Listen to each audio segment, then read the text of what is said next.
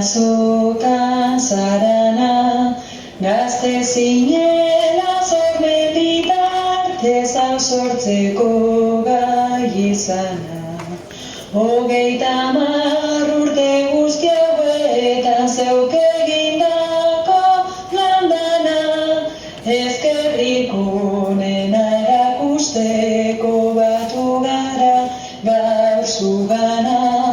Ezkerrik onena erakusteko batu gara gaur zugana.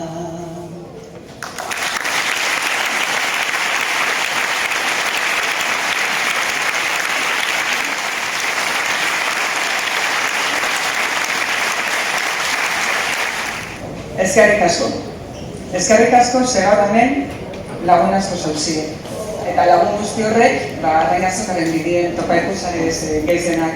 Proiektu aurkeztu nahuneko Juan Carloseri berak konfizantza guztiz omondosten aukerie aurrera atzeteko. Proiektu hori aurkeztu nahuneko herriko sektoreari, arrantzakuri eta kontzerbatakoeri bebai konfizantza osoa jaso nauen proiektu hori aurrera ateratzeko. Eta gero, herritarrak gandike, bai taldietatik eta leku guztizetatik beti izan dugu konfizantzi. Eta konfizantzi azkanean eta reziprokue. Omoten dozu, tartzen dozu.